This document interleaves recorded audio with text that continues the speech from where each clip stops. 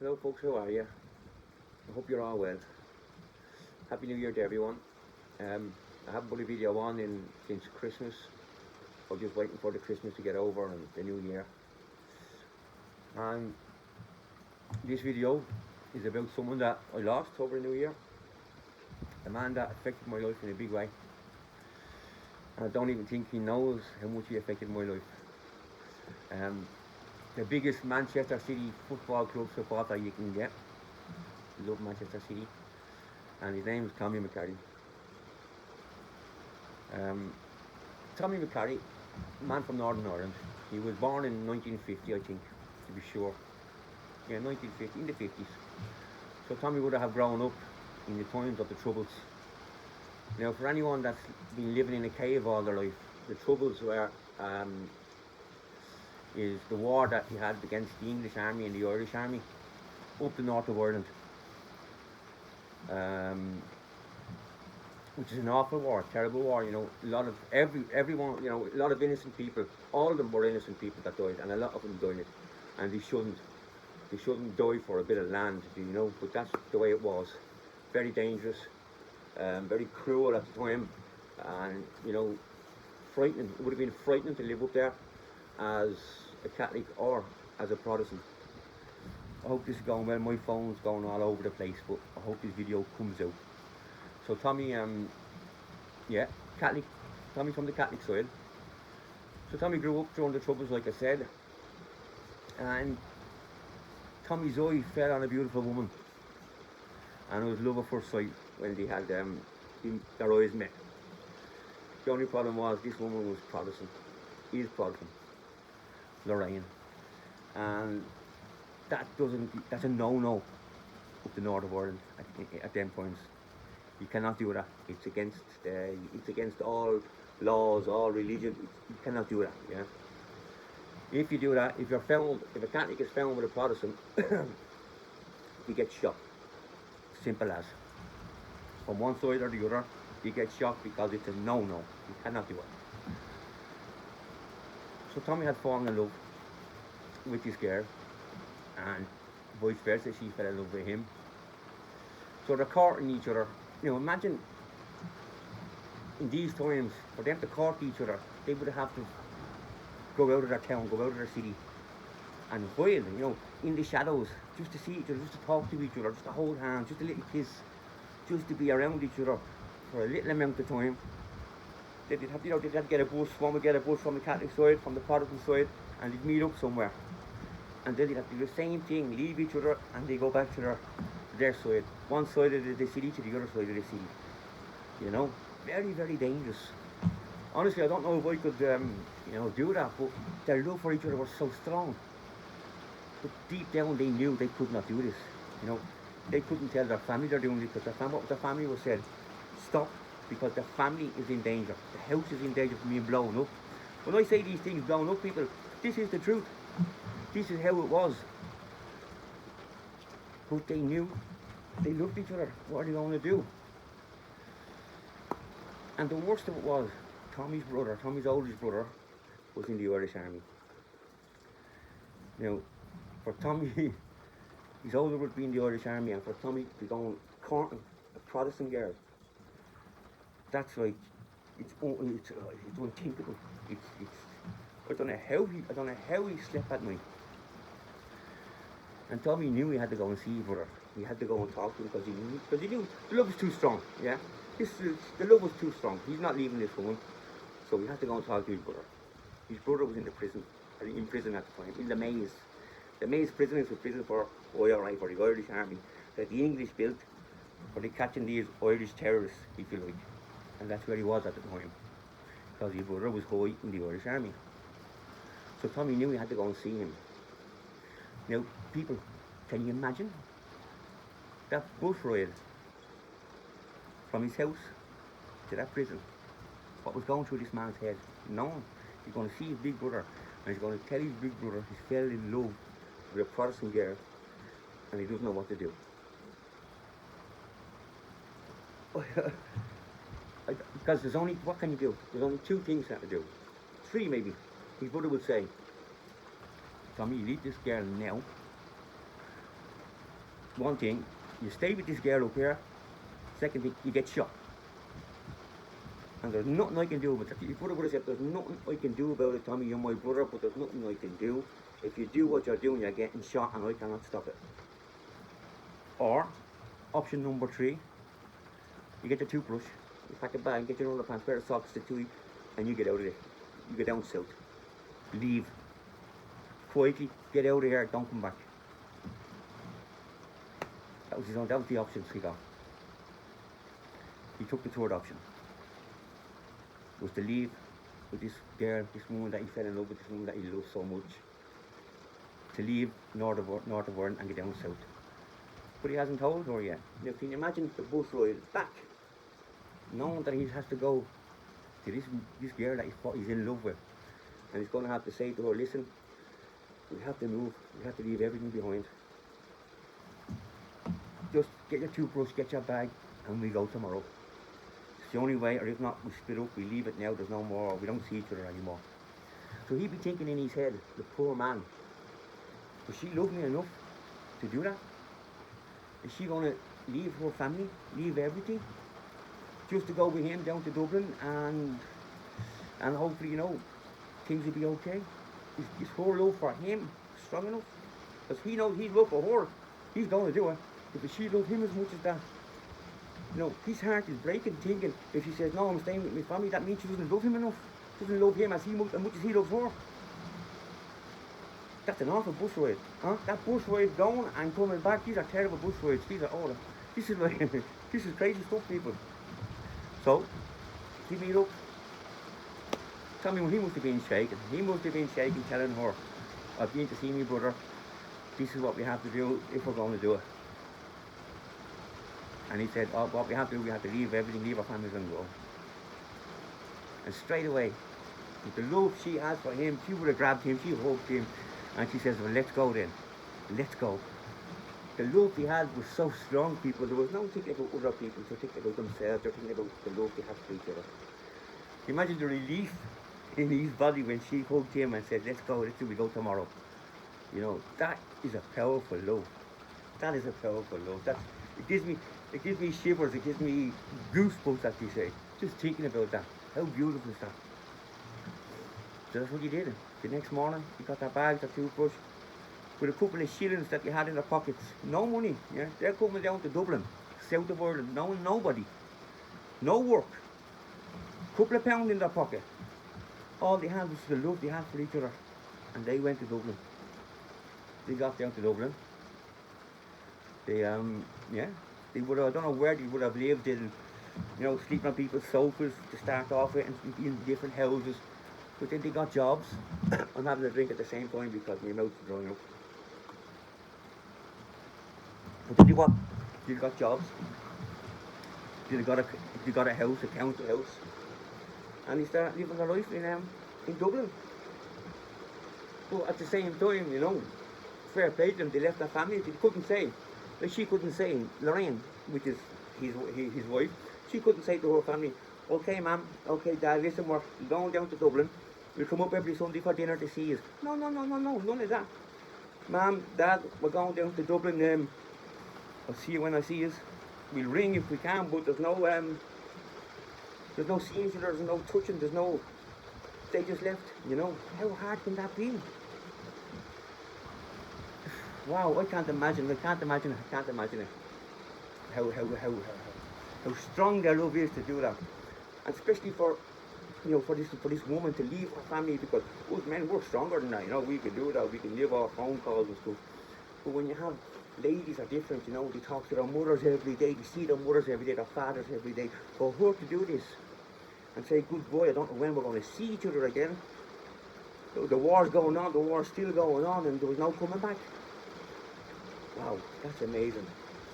So, they got their house, council house, in Dublin, Wicklow Bray. And that's it, you know, he got a job and she got a job. Roll on. I don't know, 10, 15, 20 years later. Yours truly,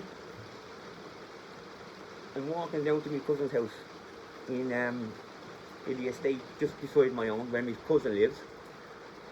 and walking beside me cousin, the two of us are walking through the estate, and he says hello to two girls. Hey Amanda, how are you, Elaine? And I looked at this girl who was called Elaine. Love at first sight, people. I fell in love straight away. And I know she did. Just with that look, who was Elaine? Elaine is Tommy's daughter. Tommy McCarty's daughter. His first daughter. This is how I come into the story. So I'm courting Elaine. You know, when I was 14, she was 13. We're coming, man. I say courting. You know, we're coming around, we're seeing, we're playing with each other. That's what we used to say, come out and play. We're so young.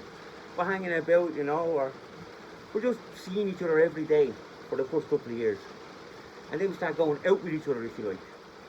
But with my brothers, I got older brothers, when they said, oh, are you going out with Tommy McCarty's daughter? Elaine McCarty said, yeah, wait. Oh, be careful, fella. People put a bomb in your shoes. He's from Northern Ireland. Because the stereotype where I come from in Dublin is someone that has a Northern Ireland accent, that came from Northern Ireland, has to be IRA, you know, has to be the Irish Republican Army, which is not true. Tommy wasn't. And Tommy wouldn't put a bomb in his shoes. No, a lovely man. But in my neighbourhood, my estate, everyone was afraid. The older lads, myself and the older brothers, they wouldn't say boo to Tommy because he had that Northern Ireland accent. He had that bald head, and he was always doing he was a stocky man, a good looking man. You know, he could hold his own, you could see that. And with having a Northern Ireland accent, nobody would say boo to him. Because he would think, you say something to him, he'd fucking kneecap you. So I was always afraid of Tommy. And I'm courting Elaine for a couple of years, always kind of keeping out of the way of Tommy's way and stuff like that. Because he was a quiet man. You know, I'd see him coming in from work, and he'd walk in from work and he'd do his thing, he'd go up his whatever. But there was no interactions between us, because I was afraid to be shy of him, and I'd be hiding half the time. But with the love I had for his daughter and the love she had for me, do you know that love? You know when you fall in love, and everything is bright, you know, everything is different here. You know, the love, like, you go into a candle shop with her, and you're smelling candles, you know, they, oh, smell this one, myrty. Oh, smell this one, strawberry. You know that love? Or the love, your first love, when Valentine's Day comes around, and you buy the biggest Valentine's card, you know, 1 metre by 1 metre, and you'd open it, and you could put in these poems, violets are, you know, what, roses are red, violets are blue, I love you, you know, all of this, you know that love? It was that love. So this love I had for her, and, you know, the stereotype of Tommy being alright, that wouldn't bother me because I was so much in love, you know. So anyway, years go by, and we ended up moving into the house. Still haven't got much interactions with Tommy yet, you know, because he's still that strict man, if you like, and, you know, he's in the life routine, work and whatever. But he always said hello. He always used to say, hello son, when he came in, how are you son? And he'd go up and he'd do his thing and I'd do my thing out of his way and stuff like that in the house. But no problems, a lovely man. But I always was weary of him. I always was afraid of, not afraid of him if you like, afraid of doing wrong, afraid of, you know, doing something to upset him, not to upset him, I just wanted him to like me, you know, to proud of me, to love me, because I'm his daughter's boyfriend. And where I, in my background, if you like, people, you know, I got brothers that have been in prison, the local Bright People, you know, the local newspaper, every week there'd be one of my, Carpenter name being one of my brothers being out for doing this, up in court and stuff like that. And I knew this, and I knew he knew it. And I thought that maybe he thought that I'm the same kind of person, and I wasn't. But he never thought that. I just thought that because we never talked about it. But I was always thinking that I have to be better for him to like me, for him to let me be with his daughter, if you like. But he wasn't like that at all. You know, he wasn't like that at all. So I'm living there, and I go down the bad road, you know. I go down the bad road that I have to do stuff that's against the law, you know, and, you know, selling stuff that I shouldn't be selling. And I get caught for it. And the guard come, the police come and they raid the house. And they raid the house and I'm down in the guard barracks, you know, and the only thing I'm thinking about is Tommy McCarty. What's he going to think? The man is going to kill me, the man is going to hate me. He's going to throw me out, He's never going to let me see his daughter again. And, you know, me and his daughter, we've had a child together, so she's only a baby, Taylor's only a baby. And all I'm sitting on the guard of barracks thinking, all I'm worried about is Tommy McCurry, what he's going to think of me. What he does to me, I deserve, I don't care, but it broke the man's heart. So, that happens.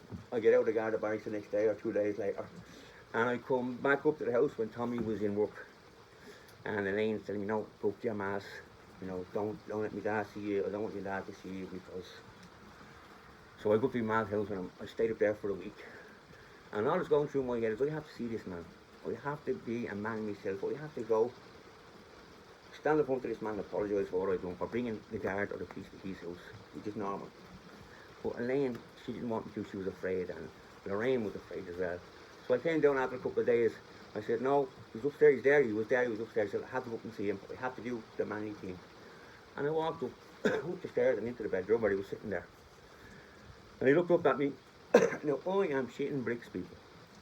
Yeah? I am, you know, the little farts, you know, them, when you get afraid, little farts come out and, you know, smelly farting. I swear to God, when people say you're shitting bricks, it's true. I was farting, yeah, because I was so afraid of what this man is going to do to me, what's he going to say. And I just said to him, Tommy, I'm so sorry. And he's not looking at me, yeah. He said, why did you do it? Without looking at me. And I said, Tommy, I did it because I was in debt. And I need to get the money back, and I had to sell this thing to try and get that money back. Then he looks at me. This was a look that speared through my heart, people. I will never forget this look.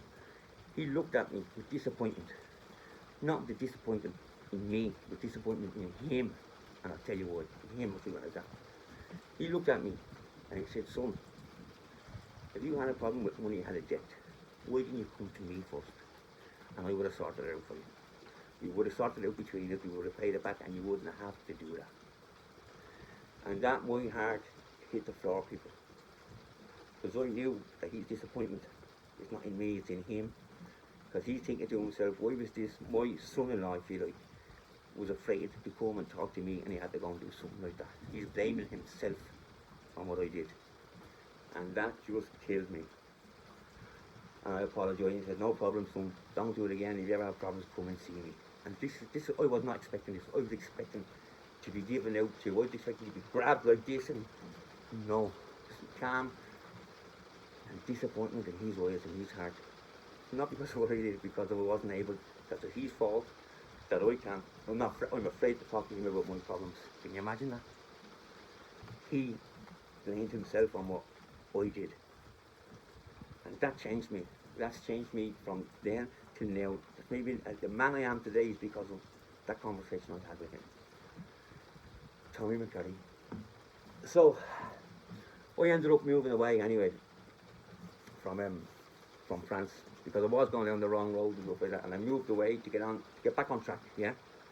I was going back and forth every 3 or 4 times a year to see my daughter, and then come back over here to France and earn the money and stuff like that. In their relationship, whatever happened. That's another story. But when I was over here, then I was getting feedback off of it, and I was seeing it as well when I was going back, that he separated Lorraine and Tommy. Now, for me, what happened was that separation, is routine, life routine got to them. And what routine is when you meet up, yeah, love, and you're in love and all this, and you have to get a job and you have kids. And then the routine is life, the universe tells you, right, you have your house to pay for, you have to get a job, you have your kids, you get up in the morning, you go to work, go home, have your dinner, you go to bed, and that's the routine. And the routine, life makes you forget the love you have for that person, makes you forget what it was like when you were younger. All the magic, all the feelings you had. You know, the feelings aren't gone, the love is not gone, the magic is not gone. It's been clouded by life routine. And that's what happened to these two. God loved them, that's what happened to them. Routine got in. You know, they were going on holidays once a year or once every 2 years. You know, they were saving up for that. But that was the routine. Go to work, pay the bills, put money away for the holiday, for the family holiday with the two girls, the mother and father. And people from the outside think, oh, that's great, but no, that's just the routine that they're in. And what happened was love was The love was clouded by all of this. The love was always there, but they weren't shown to each other anymore. Routine got in, so she was thinking, the mother, Lorraine, the poor girl, she was thinking that, but she's not getting the love off him that she used to get before. He's not getting the love off her that she used to get before because of routine. She's working, he's working, the kids are okay, they're going to school, we do that holiday. You know.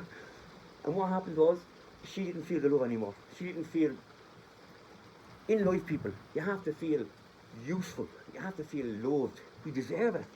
Everyone deserves to feel loved, and everyone should be loved. But when routine kicks in, and it poisons our brain, and you know it makes us see differently. So that's what happened. Routine kicked in, and there was a distance came between the two of them, and the distance what made him a bit stricter, a bit colder, and her the same. You know, a bit colder, a bit stricter because they were just doing the routine, and one day, you know, after a couple of years of this, the routine, the distance. Now, people, the love is still there, but it's clouded. Still there. With the distance, she's in work one day, and somebody catches her eye. Somebody tells her how nice she is, or how good looking she is. And just makes her feel like a woman again, like a girl again. Now, she would have just knocked it off like that. Went back home then that evening, just carried on with the routine. With the routine making a distance between these two, it's inevitable that the person that someone took a shine to her, and she took a shine to this person because this person made her feel loved, made her feel wanted, made her feel useful. And it's normal, you know, love, your heart, you follow your heart, you follow the heart. Be separated. Sad, you know, they separated, but that's just the way it was. He had to go his way, she went her way, and you know, it was hard at the time when they separated and stuff like that. There would have been phone calls and texts, but that's just life, you know. He's angry, she's fallen in love, God loves them, this is life. But still, people, don't forget, the love is there, but it's clouded, it's been blocked. So, they carry on, separate ways. She moves out, Tommy's still there with Elaine and my daughter and stuff, and the grandkids. 10, 15 years go by. One day, now 10, 15 years go by, what happens to Lorraine and the fella that she left Tommy for? Routine kicked in, yeah? Like I said, the routine kicked in for him. The fella that she met, he was thinking, oh, he's great now, he's gotten this woman, and you know, he'll go to work, and then she's there, and then we go out with the lads and have his drinks, and same thing happens to this poor lady. She wasn't feeling loved again, she wasn't feeling wanted, she wasn't feeling useful anymore, you know. Poor woman, poor woman. You have a drink of this. One day, she's to meet her friends on a Saturday in a pub in the same town. So, now, before that, she had separated from the fella that she fell in love with, the fella that she left for, the man she really loves, you know, Tommy. And after the routine kicked in, they had separated. Little boy, they'd separated, and the love was gone. So she's living with that at home, and she has to live with that. Okay, this is what life has for me. This is my life. I have to live on my own, you know, lonely and sad. This is what it is. I tried it twice, it didn't work. It is what it is. So she's to meet her friends in a pub in our town. Let's say 3 o'clock on a Saturday. So she's waiting on her friends 3 o'clock on a Saturday. The friends are late, aren't they? Well, who's sitting down in the pub? Tommy. So Tommy says, how are you, Ryan? I'm not going to put the accent on. I might do, because I want to give the Norris or Ireland accent justice. How's it going, Ryan? So he said, how are you, Ryan? How are you? What are you doing? And she said, I'm just waiting on the girls. You know, they're a bit late. I'm waiting on the girls. We're going out for a drink. So Tommy says, well, sit down there. I'll get you a drink while you're waiting for them. Yeah, this is like 15 years gone by. And Tommy got over it and stuff. He got back into the gym, you know, and he's looking well, and all is good. And he's feeling good in his brain. He's feeling good in his heart. So she sat down beside him, and I don't know how do I know what they talked about? I wasn't there. But while they were waiting, she was waiting on the friends that were like an hour late. They got an hour chatting to each other. And the chatting they would have had, people, would have been like back home in Belfast, back home in the north of Ireland when they first met. It'd have been that kind of conversation. It's like as if they just found each other for the first time. You know, just talking like this, whatever. Her friends came along, she went her way, he went his way. But you can imagine it, lying. She'd have been lying for her bed that night and Tommy the same. Because a spark had lit up in both their hearts.